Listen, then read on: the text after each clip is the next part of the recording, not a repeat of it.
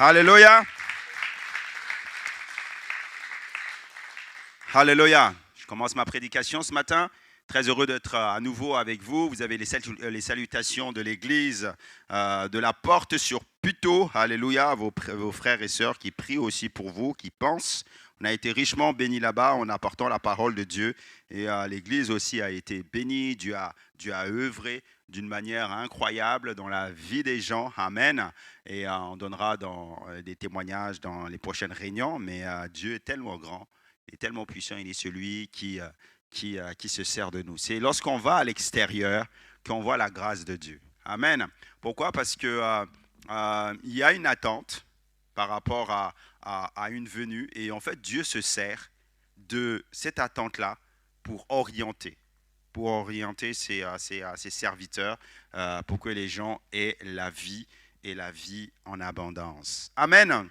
Actuellement, nous sommes à l'église sur cette série qu'on a intitulée « Réussir » parce que Dieu veut que chacun d'entre nous, nous ayons la vie et la vie en abondance. Vous êtes dans cette église et cette église s'appelle « Restauration et vie ». Alléluia. Et nous croyons que Dieu, notre mission, c'est de faire en sorte que la grâce de Dieu, elle vienne sur nous, que Dieu nous restaure pour que nous soyons mis sur nos plateformes différentes, nos plateformes que Dieu a prédestinées pour chacun d'entre nous. Et dans cette série, nous sommes en train de voir les clés de la réussite et de la grâce surabondante parce que notre thème de cette année, c'est cette grâce qui surabonde. Alléluia, dans nos vies. Et la première clé qu'on a commencé à parler et à expliquer ensemble sur le dernier message, le message d'ouverture, c'est cette clé qui consiste à briser la malédiction de la limitation. Dites avec moi, briser la malédiction de la limitation. Alléluia. Nous sommes en train de voir ça actuellement. Amen. Et en parlant de cela, nous avons parlé de plusieurs choses. Nous avons en premier lieu accordé une importance spirituelle à la bénédiction et à la malédiction. Lorsque dans l'Écriture, Dieu parle de bénédiction, il y a tellement une grande importance. Il dit aux premiers hommes, Adam et Ève, et Dieu les bénit. En disant, en déclarant ça sur leur vie, ils sont entrés dans leur appel, celle de dominer la terre, d'assujettir la terre, de prendre soin du jardin, ainsi de suite. Amen. Et alors que la bénédiction a une importance, la malédiction aussi a une importance. Parce que nous le voyons déjà avec Caïn, nous le voyons déjà dans le jardin d'Éden, que lorsque une personne reçoit une parole de malédiction, cette parole-là peut l'enfermer. Lisant nos textes de base, se trouve dans Genèse 1 à partir du verset 28.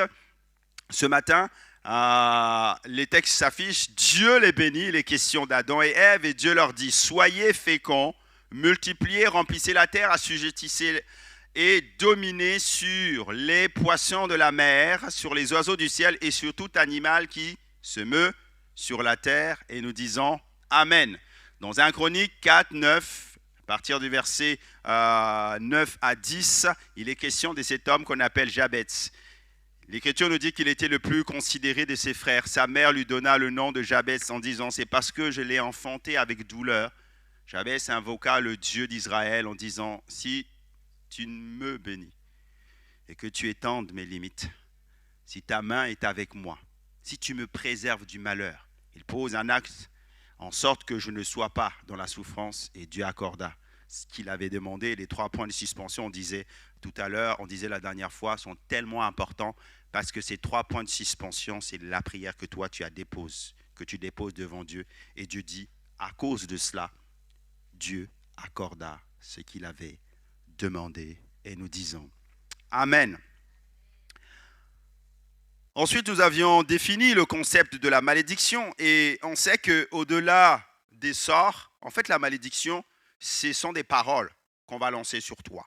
C'est kelala, qui signifie imprécation, toutes sortes de diffamations, de calomnies, tout ce qu'on peut mettre sur toi qui, à un moment donné, va t'enfermer. Pourquoi? Parce que l'Écriture nous dit que la parole a un pouvoir. Dieu crée toutes choses par la parole. Le monde spirituel fonctionne ainsi, c'est que la parole elle a la capacité d'emmener les choses qui ne sont pas à l'existence. Et dès lors que vous envoyez une parole négative sur une personne, un enfant qui grandit dans un environnement violent, et à chaque fois que vous allez dire à cet enfant-là, tu n'arriveras à rien, tu n'arriveras à rien, ce que tu es en train de dire là est en train de travailler son émotionnel. Et c'est ça simplement la malédiction. Et du coup, au lieu que cette personne-là puisse réussir, elle va commencer à dysfonctionner et elle passe à côté de ce que Dieu a prévu pour elle. Alléluia. Et nous étions maintenant au point 3, nous sommes en train de parler maintenant, et je vais ouvrir maintenant cette prédication avec vous. Nous sommes en train de parler des conséquences de la malédiction. Des conséquences de la malédiction. Et la première conséquence, nous l'avions vu la dernière fois, et on va en voir 4 ce matin. Quelles sont les conséquences de la malédiction? Qu'est-ce qu'elle produit finalement en nous pour que nous puissions comprendre? Comprendre tout cela, ça fait que nous allons changer notre attitude. Ça fait que nous n'allons pas répéter les mêmes choses. Ça fait que nous allons pouvoir sortir de ces schémas. Ça fait que nous pouvons aller dans un chemin d'épanouissement. Les conséquences de la malédiction, et il y en a 4 ce matin. Et la première conséquence, c'est celle que nous avions commencé à voir la dernière fois, c'est que la malédiction va nous imposer des limites. Elle va nous imposer des limites. Nous avons lu le texte donc de 1 Chronique 4 à partir du verset 9. Il est question de l'histoire de Jabez, cet homme. Il est écrit dans la parole de Dieu qu'il était le plus considéré de ses frères. Ça veut dire qu'il avait un potentiel. Ça veut dire qu'il est né, qu'il a été pourvu dans cette terre avec des capacités pour aider des gens, des capacités pour apporter la valeur. Mais qu'est-ce qui se passe? C'est que au lieu de développer ce potentiel-là tellement important, sa vie, en fait, elle est misérable. À tel point que sa mère va le nommer d'un prénom, Jabez, qui signifie douleur. Douleur. Il est le fils de la douleur. Il est celui qui a été comme freiné. L'Écriture nous dit qu'il était le plus considéré de ses frères, mais pourtant, malgré cela, il va vivre une situation difficile, des limitations. Donc, la malédiction va vous imposer des limites, et ces limites sont comme des frontières, je disais, imposées à des personnes qui ne peuvent pas aller beaucoup plus loin. Et cette limite de la malédiction qui fonctionne ainsi dans la vie de tout un chacun, elle est à 2 niveaux. Le premier niveau, c'est qu'elle va agir comme une limite qui va t'empêcher de dépasser, d'aller beaucoup plus loin.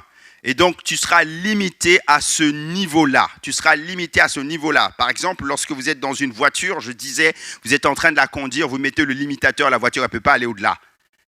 Et c'est cela que fait cette malédiction-là. Parce qu'on a parlé sur toi en disant que toi, tu ne pourras pas être médecin ou tu ne pourras pas avoir tel ou tel niveau d'études. Tu ne pourras pas aller dans tel ou tel secteur. Ce secteur-là t'est interdit, t'est limité. Tu peux faire autre chose à part cela. Et si tu ne comprends pas ces schémas, si tu ne comprends pas ces résistances, si tu ne comprends pas ce qui se passe, tu ne peux pas briser justement cette limite-là. Et ça, c'est ce qui se passe dans la vie de beaucoup de gens dans ce monde. Et souvent, lorsque nous venons à Dieu, si nous ignorons ça, nous traînons pendant un temps certaines choses dans notre vie. La seconde action de la malédiction, de la limitation, c'est qu'elle agit sous forme de pénalité. C'est ce que nous avions vu la dernière fois. Elle agit sous forme de pénalité. La pénalité, c'est quoi? C'est qu'elle est là pour te décourager. La pénalité, c'est qu'il y a la limite qui a été fixée, mais si toi, par conséquent, tu veux faire l'entêté, malgré tout essayer de dépasser. Parce que dans la vie, on est comme ça, Dieu nous a conçus ainsi. Vous êtes d'accord avec moi ou pas? Qui dans ce monde se dit à un moment donné, moi je vais être pauvre? Non, il faudrait quand même être... tout ça ne m'intéresse pas. Moi, je veux mourir.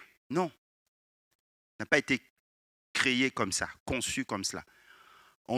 C'est pour ça que l'homme aussi a pu faire certaines découvertes, parce qu'il y a en lui l'essence. Cette essence-là, c'est celle qui vient du jardin d'Éden, c'est que Dieu l'a créé pour qu'il domine. Donc, il a en lui cette nécessité d'aller toujours chercher au-dessus de lui. Il est parti jusque dans la Lune, il va aller jusque dans Mars. Ça, c'est la dimension du pouvoir que Dieu a mis dans l'homme. Et parce qu'il a fait de lui le représentant de Dieu sur terre. Vous comprenez? Donc, il a cette capacité-là. Et personne n'a envie de rester à un endroit sans... Il y a toujours l'idée d'aller à la découverte. Et donc, du coup, la malédiction de la limitation, qu'est-ce qu'elle fait? C'est que dès lors que tu vas concevoir ce type d'idée pour pouvoir aller beaucoup plus loin, une pénalité va venir. Une pénalité va venir et cette pénalité-là n'a d'autre but que de te décourager. Parce que tu vas vouloir violer la loi qui a été établie et elle est là pour te décourager, complètement te décourager. Et c'est pour ça que certains se découragent. Dans ces témoignages, il y a cette dimension-là. Alors que notre sœur parlait de sa situation, de ce qu'elle vivait à un moment donné, il y a une limite qui est là. Elle ne peut pas aller beaucoup plus loin. Elle ne peut pas, dans son esprit, même dans ses conceptions et tout. Et cette limite, elle est là pour dire, tu ne seras pas guéri, tu ne seras pas libéré, tu ne seras pas ceci, tu ne seras pas cela. Mais quand tu persévères avec Dieu, Dieu finit toujours par briser les limites. Alléluia. Dieu finit toujours par enlever la pénalité qui est en train de te dire que tu ne vas pas sortir de cette situation-là. C'est la persévérance qui fait que la pénalité, là, elle va être ôtée par la puissance qu'il y a dans le nom de Jésus. Amen. Donc, dans cette première malédiction, la première conséquence de la malédiction qui nous impose des limites, ces limites-là, on a vu la dernière fois qu'elles sont à différents niveaux. Ça peut être des limites au niveau des réalisations. La réalisation, c'est quoi? C'est que lorsque tu vas travailler, lorsque tu vas vouloir faire des choses, dans ces réalisations-là, en fait, tu seras limité. Au lieu d'avoir 100% des objectifs, c'est comme si tu en auras seulement un peu. Si on veut être précis au niveau, d'une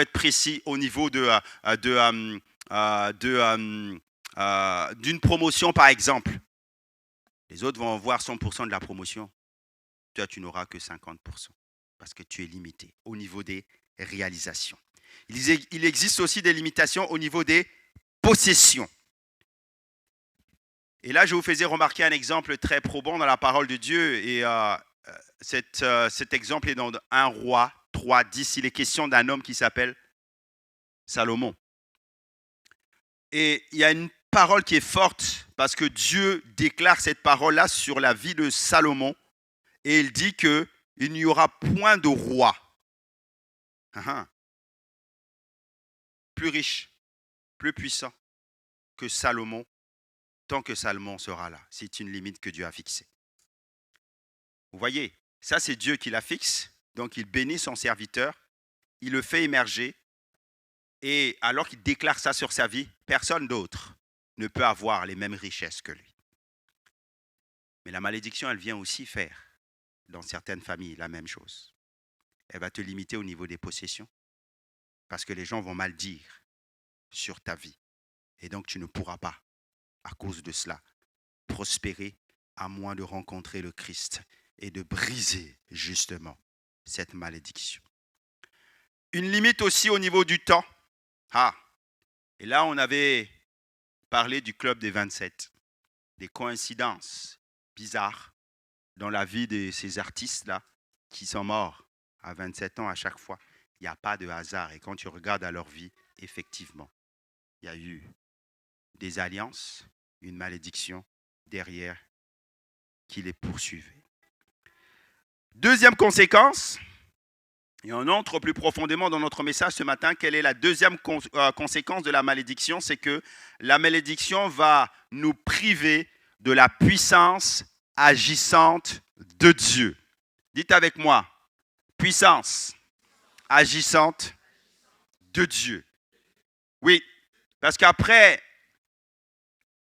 les limitations, les malédictions vont s'arranger pour priver les personnes qu'elles frappent de la jouissance, de la puissance de Dieu. Pourquoi? Parce que l'ennemi connaît la puissance qu'il y a dans le nom de Jésus. Il connaît la puissance qu'il y a en Dieu. Et la malédiction, elle sait qu'il faut une puissance pour la détruire. Elle sait ça. L'ennemi sait ça. L'ennemi sait que la puissance de Dieu est là pour détruire la malédiction. Il le sait. Donc, par conséquent, il va s'arranger pour que cette puissance-là ne te parvienne pas. C'est comme ça que fonctionnent les malédictions. Ce que je suis en train de vous dire ce matin, c'est que bien souvent, en fait, les hommes sont piégés. Parce que faute de connaissance, ils restent dans la malédiction. Or, Satan, la malédiction ne craint qu'une chose, qu'une personne soit exposée à la puissance de Dieu. Le témoignage nous prouve quoi? C'est que lorsque tu es exposé à la puissance de Dieu, qu'importe les circonstances, à un moment donné, la puissance de Dieu va battre la malédiction, va briser la malédiction. Donc, qu'est-ce que la malédiction, elle fait? Elle fait en sorte de s'arranger pour que jamais tu n'entres dans le périmètre où la puissance de Dieu agit, où la puissance de Dieu agit. Si on comprend ça, mes frères et sœurs, on comprend que nous-mêmes, quand tu découvres qu'il y a des anomalies dans ta vie, des situations où tu es enfermé, nous sommes nous-mêmes l'artisan de notre propre libération. Pourquoi? Parce que Dieu passe par nous pour nous bénir. Et la malédiction, elle passe par nous pour nous enfermer davantage. Est-ce que vous comprenez? Donc, à nous, à un moment donné, de nous positionner. Mais qu'est-ce qu'elle va faire, cette malédiction? C'est qu'elle va faire en sorte que jamais tu ne rencontres la puissance de Dieu, que jamais tu ne sois dans le périmètre de la puissance de Dieu.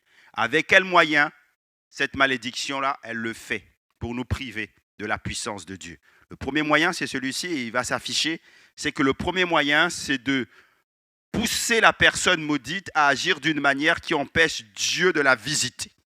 Et là, ce matin, on va être très clair par rapport à ce que nous sommes en train de dire. On va donner des exemples. C'est que le premier moyen, c'est de nous pousser, de pousser la personne maudite à agir d'une manière qui va empêcher Dieu de la visiter. Est-ce que vous savez qu'il y a des choses que Dieu ne peut pas faire? Je dis ça la dernière fois. Dieu ne peut pas te contraindre à l'accepter. Parce que Dieu est un gentleman. Il veut que tu l'apprécies, mais il ne veut pas t'imposer quelque chose. Satan, lui, il impose les choses aux gens. OK? Autre chose que Dieu ne peut pas faire. Dieu ne peut pas aller outrepasser ta volonté. Si tu choisis de faire telle ou telle chose, il ne peut pas te contraindre à faire le contraire. Parce qu'il te laisse le choix. OK? Il faut comprendre cela. Donc, le premier moyen que fait la malédiction, c'est de nous pousser, d'accord, à agir d'une manière qui va empêcher Dieu de nous visiter. Maintenant, remarquez bien cela. C'est qu'on remarque que les personnes qui sont bloquées par la malédiction dans leur vie sont souvent celles qui aiment ou celles qui sont enclins. Je pèse mes mots.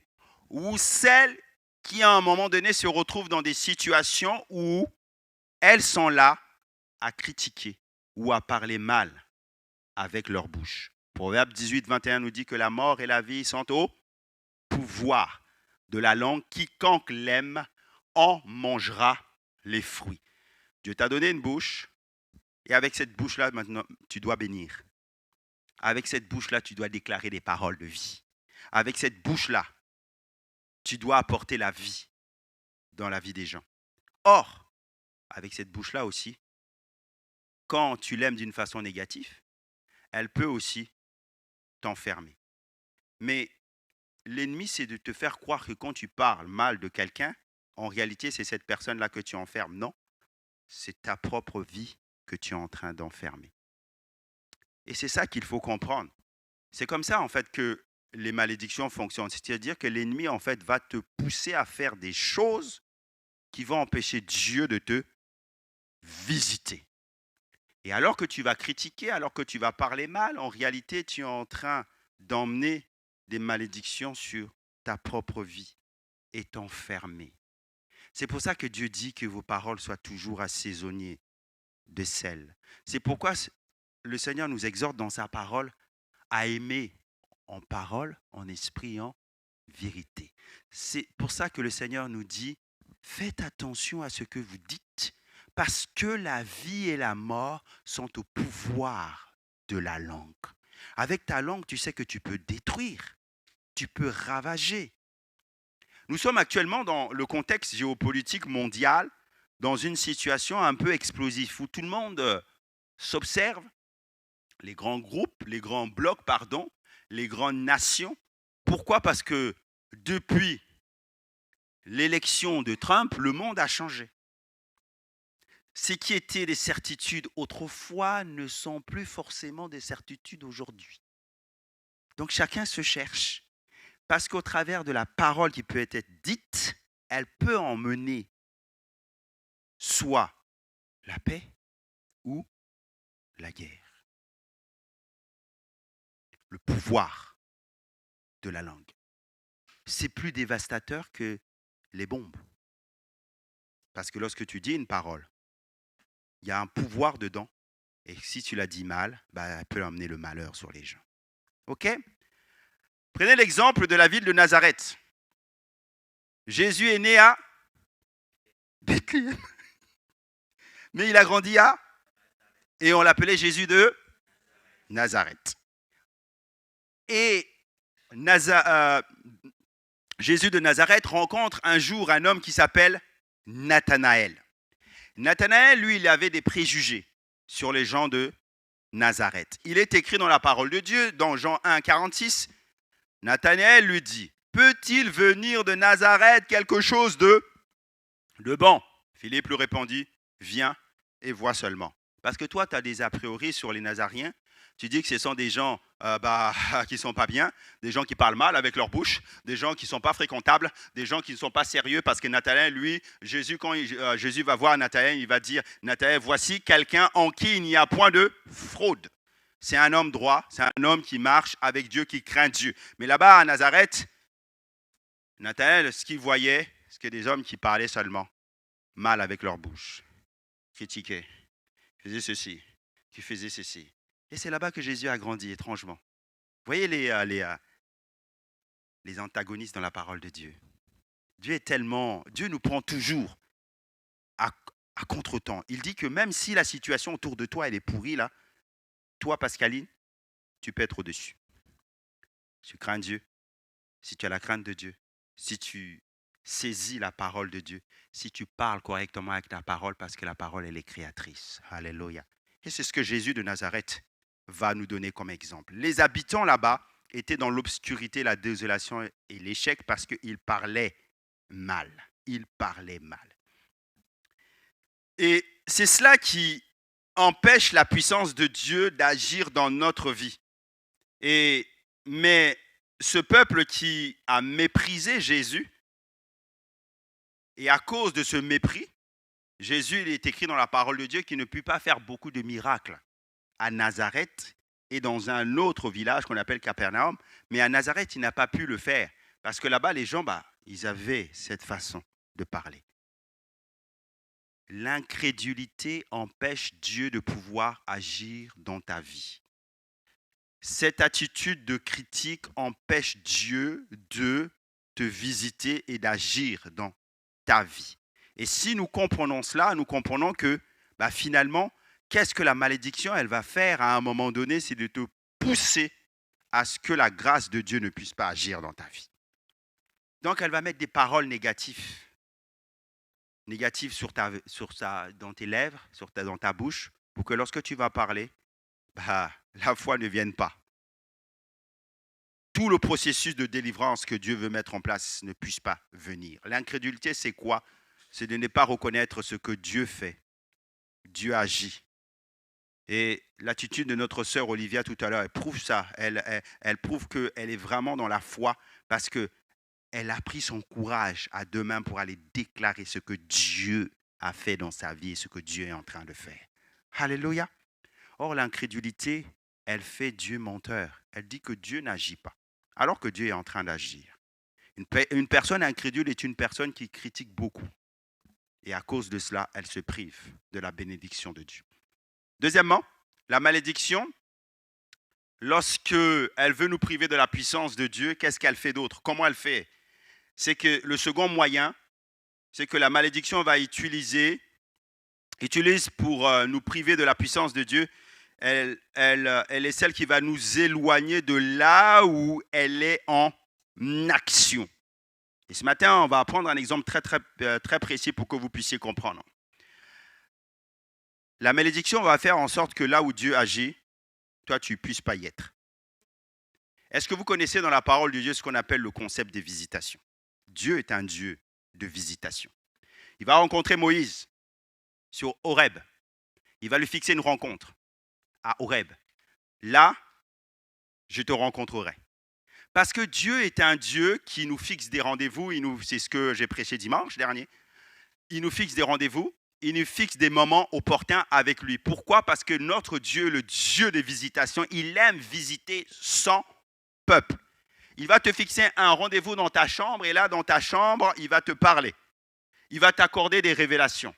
Dieu est un Dieu des révélations. L'ennemi le sait fort bien. La malédiction, qu'est-ce qu'elle va faire? Elle va faire en sorte que tu ne sois jamais dans le lieu où Dieu est en train de visiter. Où Dieu est en train de visiter. Pour que tu ne sois jamais là. Pour que la grâce de Dieu ne puisse pas te toucher. Mon frère, ma soeur, si tu comprends ça, tu vas comprendre que dans ta vie, lorsque tu sens que tu dois aller quelque part, s'il y a une résistance, c'est là où tu dois aller. Et souvent, le problème, c'est que nous ne voyons pas ça ou nous ne persévérons pas dedans. Première barrière, on dit, oh, j'irai la prochaine fois. Non, c'était ce jour-là. Dieu t'avait fixé rendez-vous pour ce jour-là. La prochaine fois, il n'y aura pas. Ah, la prochaine fois, il n'y aura pas. Et deux fois, mon âme, en fait, des fois, il pleure au-dedans de moi en tant que pasteur. Parce que je connais la situation de certaines personnes et quand je suis là devant Dieu, Dieu donne quelque chose, une révélation et je sais que ça, ce que Dieu a donné là, c'est pour ça. Mais alors que le message est délivré, la personne qui doit capter le message, elle n'est pas là. Je dis, Seigneur, comprenez que Dieu travaille aussi dans des cycles, il travaille dans le temps. Tu rates le cycle, rate le temps, il faut que tu attendes un autre cycle. Et c'est souvent ça qui est dans mon cœur. Je dis, Seigneur, comment faire? Comment faire? À ce moment-là, pour que Dieu te visite, il passe par un prédicateur, il passe par une parole. Il passe par quelqu'un qui ce jour-là va te bénir, même d'une façon concrète. Mais comme tu n'y es pas, cette grâce-là ne peut pas venir à toi. Comme tu n'y es pas, cette parole d'encouragement ne peut pas venir à toi. Et c'est tellement dommageable, tellement dommageable. Soyons là où Dieu nous veut, pour des rendez-vous divins, à ne pas rater, à ne pas rater. Raconte l'histoire qu'on m'a racontée d'une personne lors d'un événement important. Et elle devait être là à un entretien d'embauche. Vous savez qu'il y a des entretiens d'embauche où on vous invite. Mais en réalité, toi, tu penses que tu vas pour un entretien d'embauche. Parce que dans un entretien d'embauche, il y a un processus. Il y a un premier entretien, deuxième entretien et troisième entretien avec le supérieur, le N+3. Et après, là, t'es pris. Mais il y a des entretiens qui sont des entretiens divins où on t'invite à l'entretien. Mais en réalité, la réponse, elle est déjà accordée. Tu es déjà pris ou prise. Donc, tu n'as qu'à te déplacer à l'entretien, à venir à l'entretien, parce que quelqu'un a déjà travaillé pour toi. Et tu sais qui a déjà travaillé pour toi? C'est que Dieu a déjà dit à cette personne-là que tu étais le bon candidat ou la bonne candidate pour ce poste-là. Dieu a déjà tout fait, ça a déjà été même validé par la DRH. On a presque déjà commencé à travailler sur ton contrat. Le problème, c'est que toi, tu viens en retard.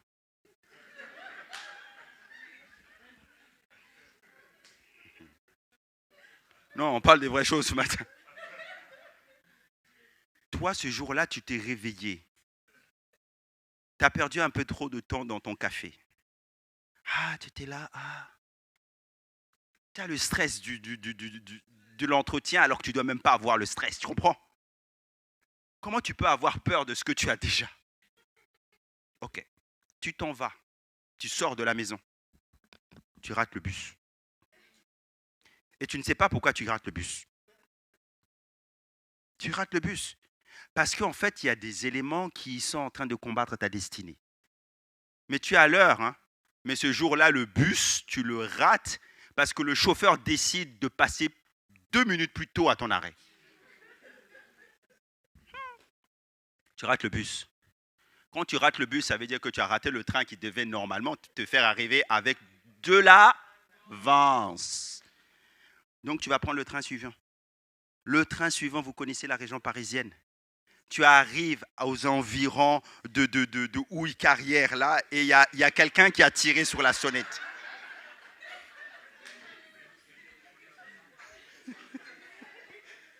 Là, tu entends un message. Incident. Non, c'est quelqu'un qui a tiré. Incident voyageur. Parce que l'opérateur n'ose pas dire qu'il y a quelqu'un qui a tiré. Quand tu entends ça, tu sais déjà qu'il y a quelqu'un qui a tiré. Donc, tu ne sais pas combien de temps tu vas rester là. 15, 20, 30 minutes. Le train repart. Et quand il part, tu arrives sur Paris et le temps de te déplacer à ton rendez-vous, tu es déjà en retard. Et quand tu arrives, il y a déjà un autre candidat. Parce que sur ce genre d'entretien où tu es déjà pris, en fait, les gens, ils ne perdent pas le temps. Ils ne font pas te faire 1 heure d'entretien.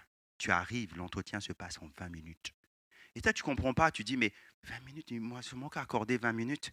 Bon, on vous rappellera, mais c'est déjà fait. Mais toi, tu n'es pas là.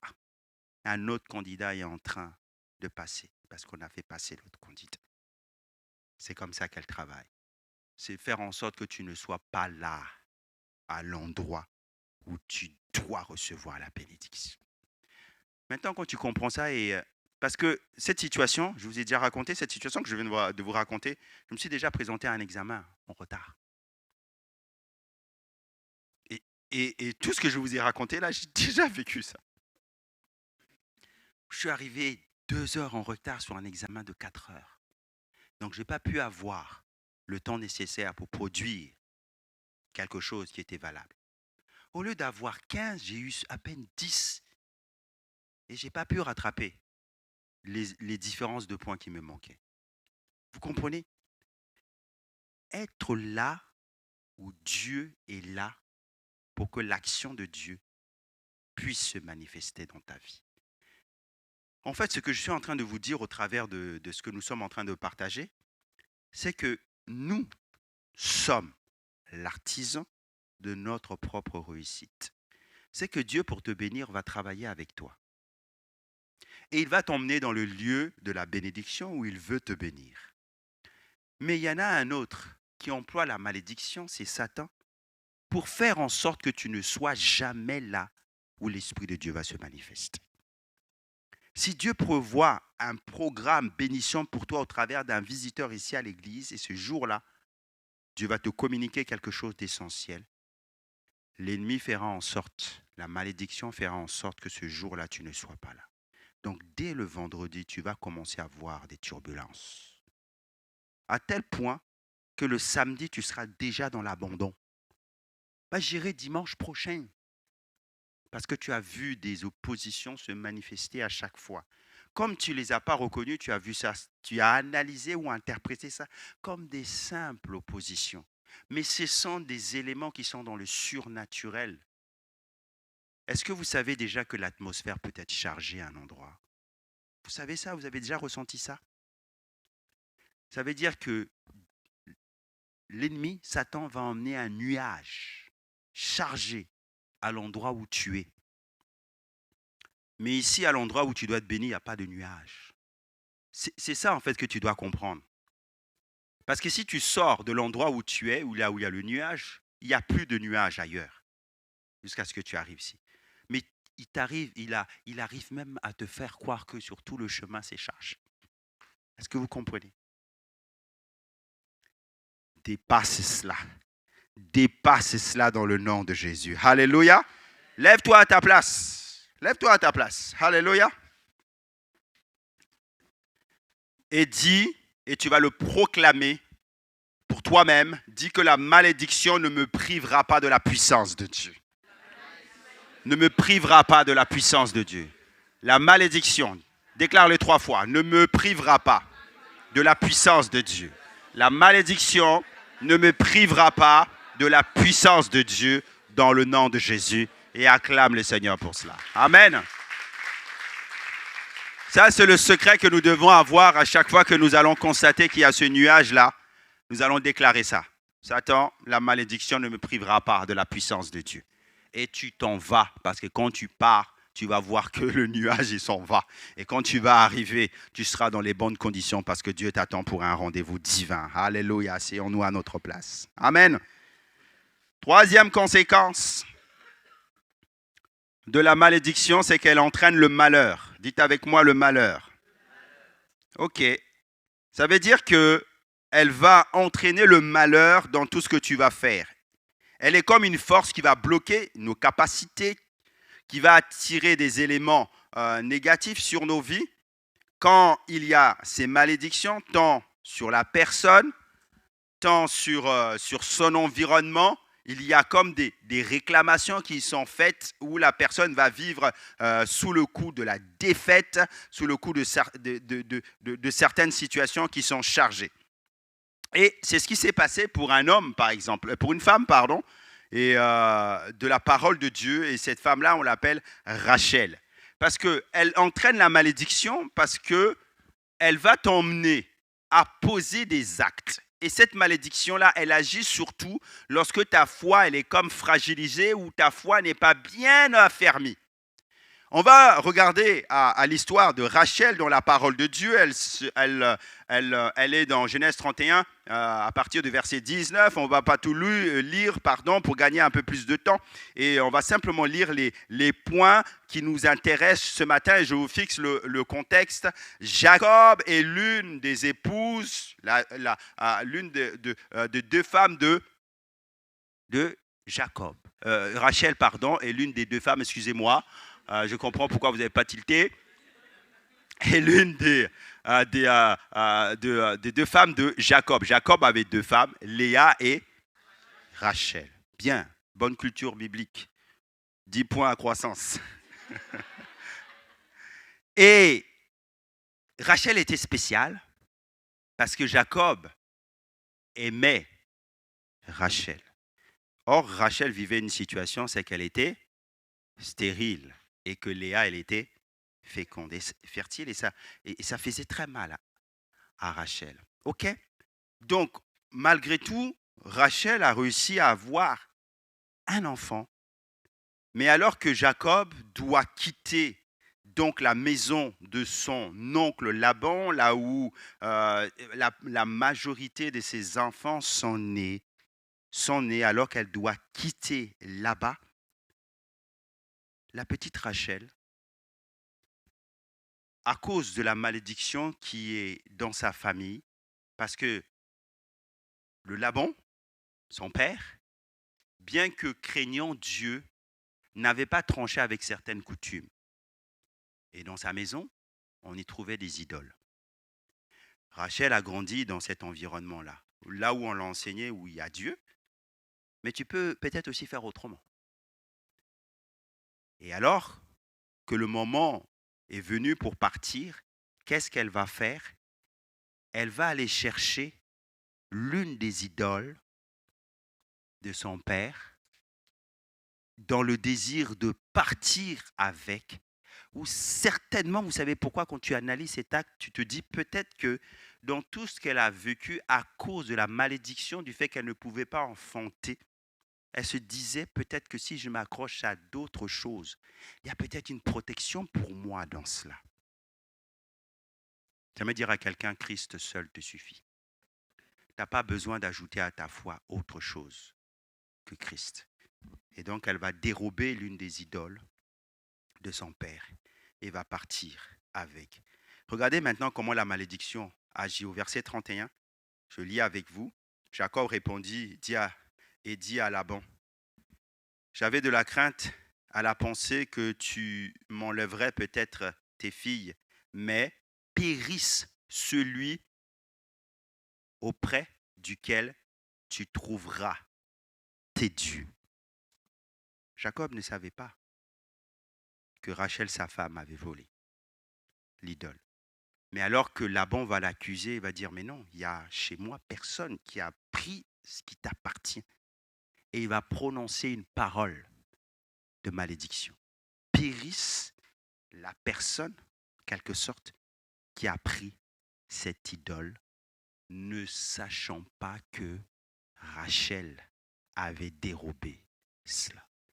Laban va chercher dans tout le camp et ne va pas trouver l'idole parce que Rachel va user d'un subterfuge. Lorsque papa va venir, elle va s'asseoir sur l'idole en prétendant et en disant que « Ah, je ne puis me lever, papa, parce que j'ai des problèmes que les femmes ont. » Et papa ne va pas aller beaucoup plus loin. Mais la parole qui avait été relâchée va agir dans la vie de Rachel. Et regardez comment elle va agir.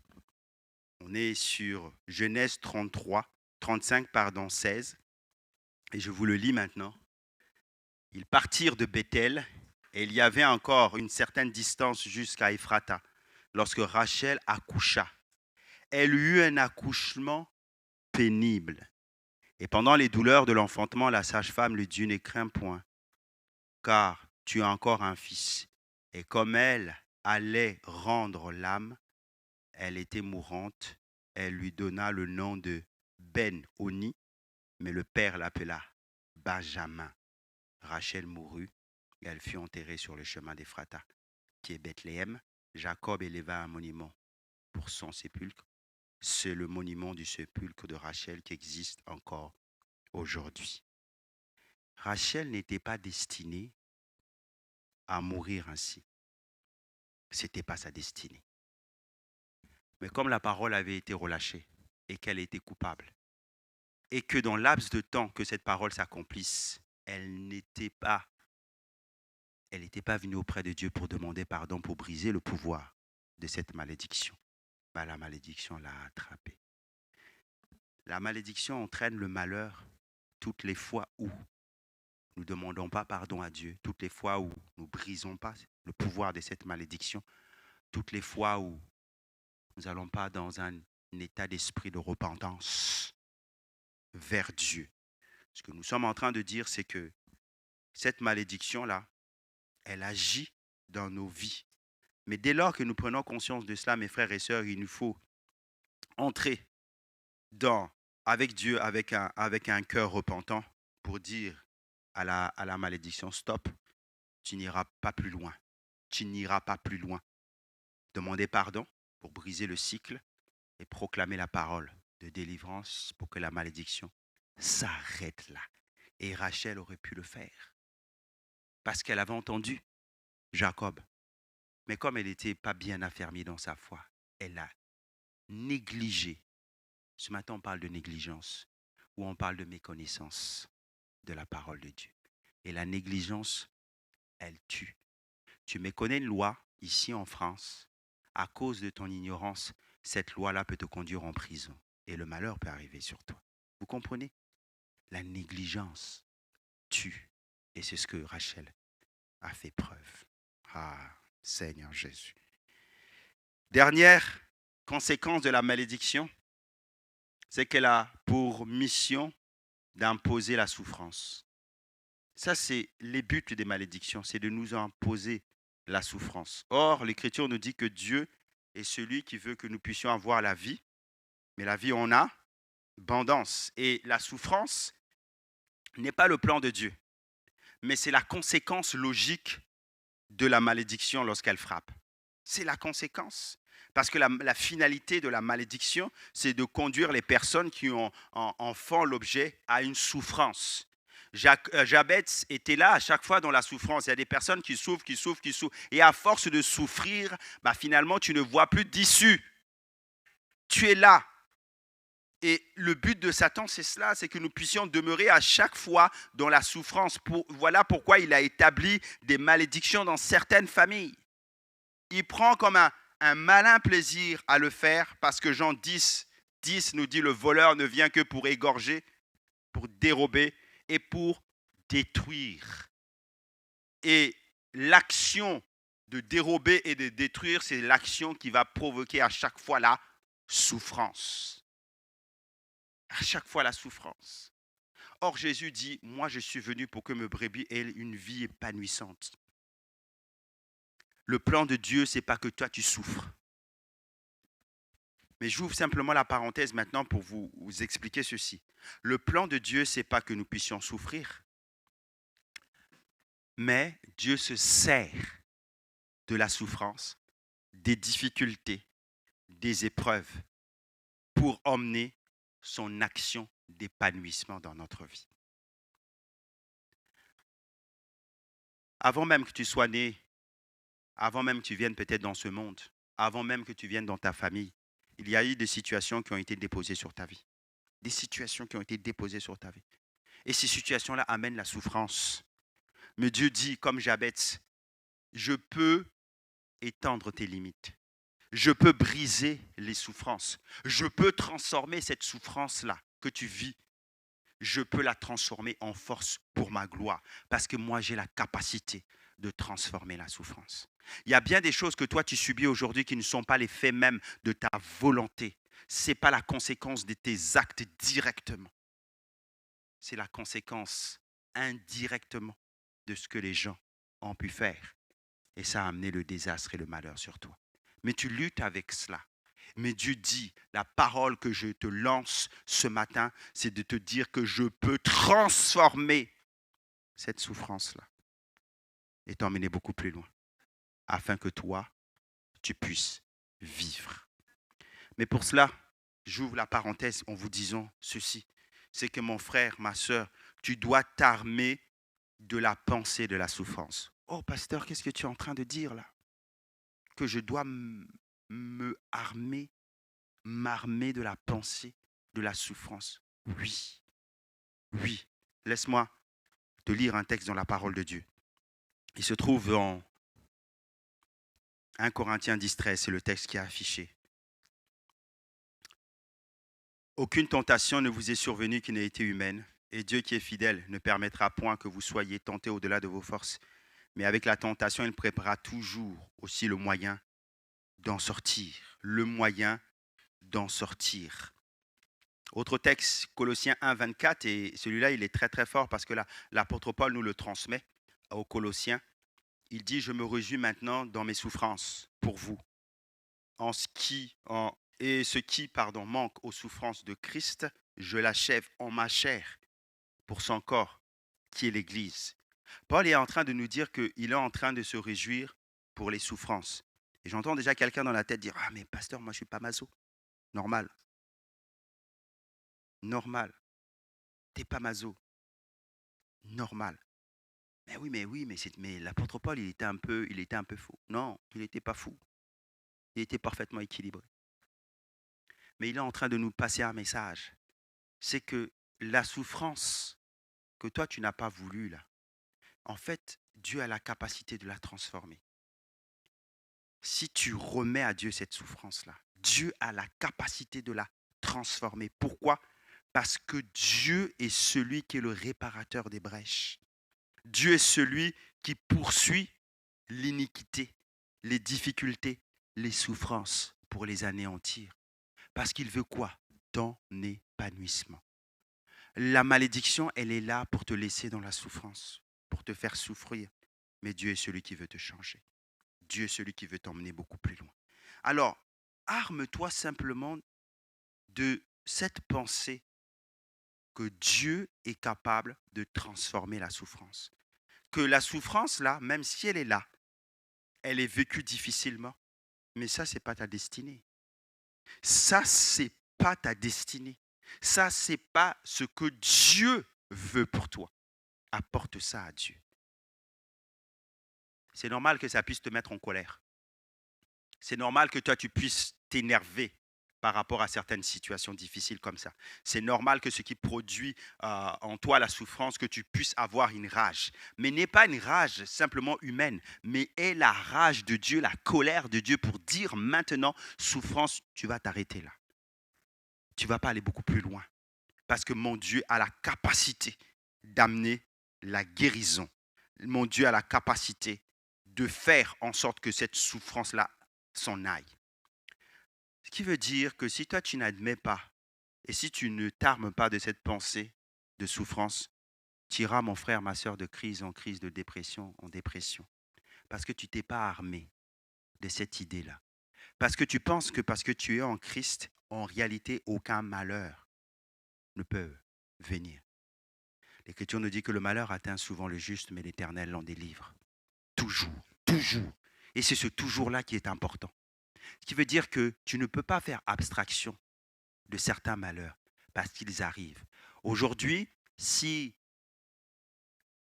je ne sais pas citer son nom, mais si le gars de la Corée du Sud décide d'appuyer sur un bouton, il y a une souffrance qui va être générée.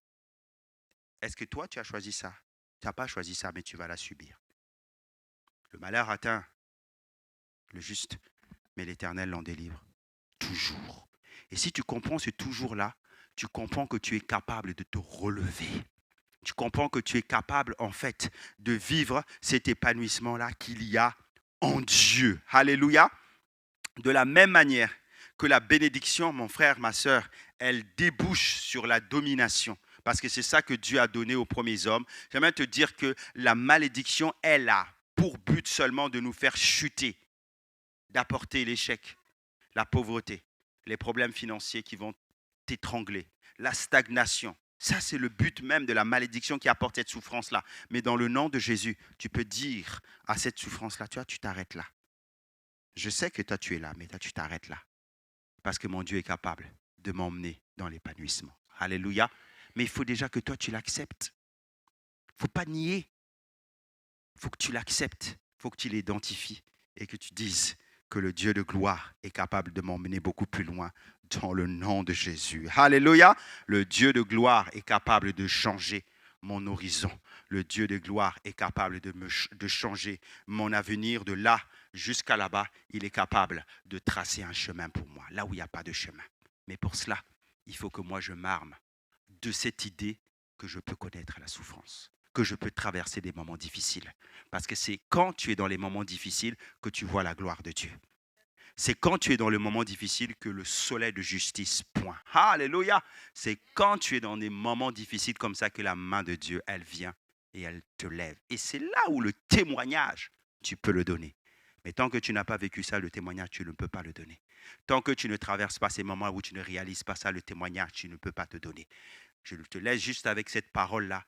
Dieu ne fait jamais rien dans notre vie si ce n'est pas pour sa gloire. S'il y a souffrance, c'est qu'il y a manifestation de la gloire de Dieu à venir. Alléluia. Et nous sommes tous candidats à vivre cette grâce de Dieu. Levons-nous ensemble. Alléluia. Alléluia.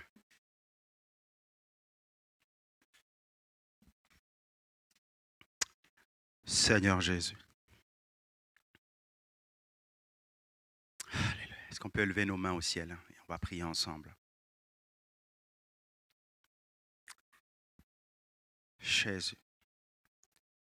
Toutes les fois où nous allons prier ensemble après cette série-là, on va faire la prière de Jabez. Jabez va déclarer des choses en disant, Seigneur, si toi tu me bénis, si tu étends mes limites, si tu agis fidèlement, si tu fais ceci favorablement pour moi, alors il va s'engager sur quelque chose de bien précis. Et Dieu dit, il accorda ce qu'il avait demandé. Alors que nous avons entendu ce message ce matin, il a été déposé sur nos cœurs. Il y a peut-être des éléments dans ta vie et tu vas regarder à cela qui t'empêche d'être à l'endroit du lieu de la visitation, qui t'empêche d'être dans le mouvement prophétique de Dieu où Dieu va agir. On va simplement fermer les yeux et tu vas identifier ces choses-là. Et c'est ça que tu vas apporter à Dieu, à l'Éternel ce matin, comme Jabez. C'est ça que tu vas dire, Seigneur, si tu me bénis, mais si du coup tu enlèves ça, alors Dieu va s'engager. Alléluia. Laisse un moment, vous rentrez en vous-même et vous regardez à ces moments, à ces choses, à ces éléments qui vous empêchent d'être dans le cercle, dans le périmètre de Dieu, dans le périmètre de la visitation de Dieu. C'est un temps pour vous et nous allons prier. Jésus.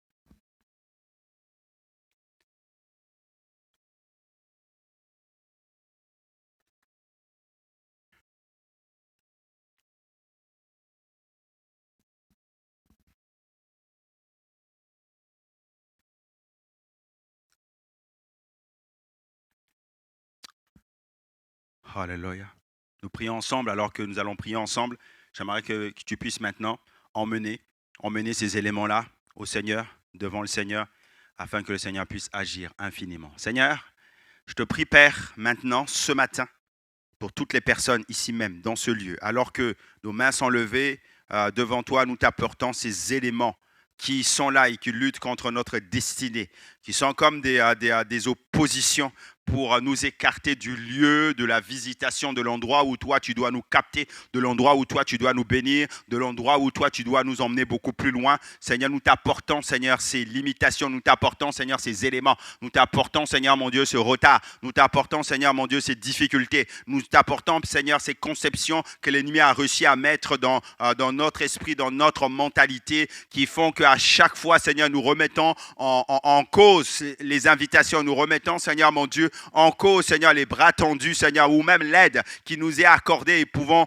passer à côté de la visitation du Saint-Esprit. Seigneur, quel que soit ce que nous te déposons, Seigneur, ce matin, il est dit dans ta parole que Dieu accorda. Et je vais déclarer, je vais proclamer que ce matin, toi, tu es celui qui accorde, Seigneur, présentement, ce qui est à portée, Seigneur, mon Dieu, devant toi, dans nos cœurs, maintenant, dans le nom de Jésus. Seigneur, je prie, Seigneur, pour que ta main maintenant, ta grâce qui surabonde, passe pour libérer, passe pour donner un chemin, passe, Seigneur, pour frayer un chemin, passe, Seigneur, mon Dieu, pour orienter, passe, Seigneur, mon Dieu, pour bénir, étends les limites géographiques d'une personne en brisant les liens, étends, Seigneur, mon Dieu, les limites financières, Seigneur, mon Dieu, d'une personne qui les étrangle maintenant dans le nom de Jésus, étends les limites familiales, Seigneur, mon Dieu, là où il y a déchirement, là où il y a difficulté, afin que la paix vienne, étends les limites professionnelles qui sont comme bloquées, afin que les promotions, Seigneur, viennent. Étends les limites dans le nom de Jésus, Seigneur, de ceux qui souffrent dans leur corps pour que la guérison, Seigneur, se manifeste.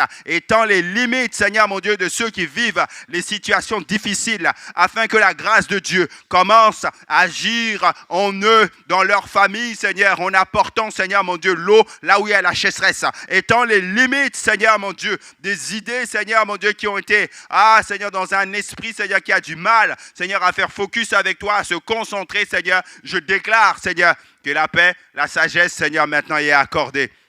Dans le nom de Jésus-Christ de Nazareth, dans le nom de Jésus-Christ de Nazareth, étends tes limites, étends tes limites, étends tes limites, étends tes limites, élargis l'espace de notre tente dans le nom de Jésus, dans le nom de Jésus. Alors que nos yeux sont fermés, j'aimerais simplement ce matin encore faire un dernier appel. J'aimerais m'adresser à tous ceux et celles qui, ce matin, en entendant ce message, comprennent que la solution, c'est Jésus.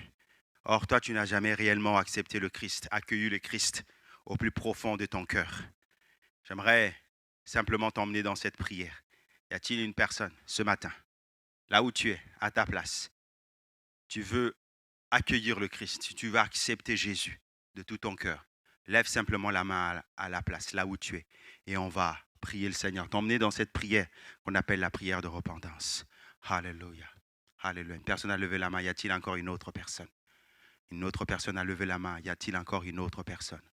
Seigneur Jésus. Seigneur Jésus. Seigneur Jésus.